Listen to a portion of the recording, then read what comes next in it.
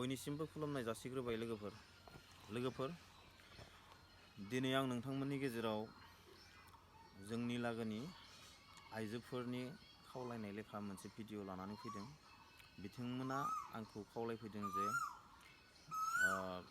बिथांमोननि साननाय बा बिथांमोना जिथु खामानि मावनो आखायाव लादों बे खामानि मावनो आखायाव लानायखौ आं नोंथांमोननि गेजेराव फोरमायनो सानदों।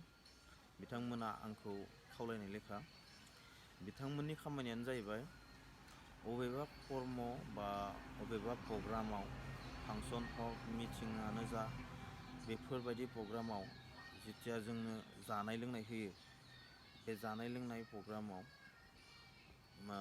मैगं हानानै होनाय, मानसिफोरनो ओंखाम राननानै होनाय, ओंख्रि रानना होनाय, दै आरो जाखांनायनि उनाव साफा सुफा खालामनाय जागाफोरखौ आरो लोगोसे माइरं सुनानै होनाय बेफोर गासैबो एभ्रिथिं खामानिखौ बिथांमोना मावनानै होगोन।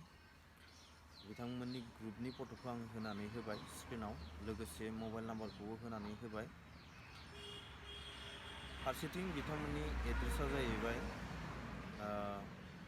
सिलाकुथि गामि, बेनिफ्राय पस्ट अफिसा जाहैबाय बरिमाखा, थानाया जाबाय बरबरि, जिल्लाया जाबाय बाक्सा।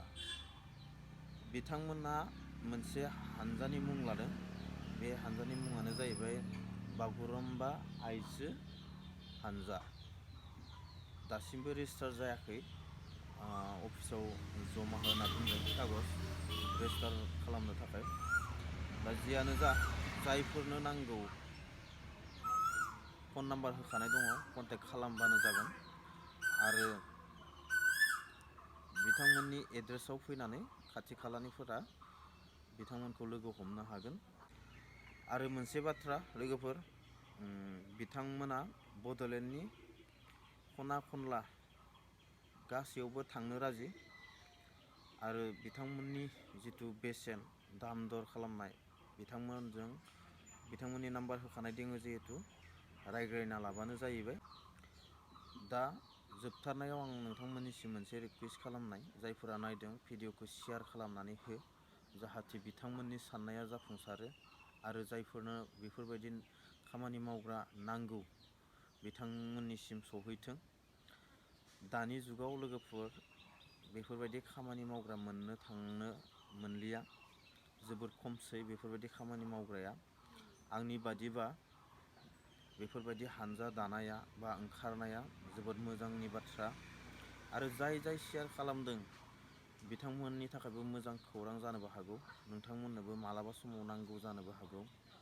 बेनि थाखायनो बारे बारे आङो भिडिअखौ शेयार खालामनो थाखाय आंनि गोसो गोरबोनिफ्राय गुरै खावलायहरनाय थाबाय।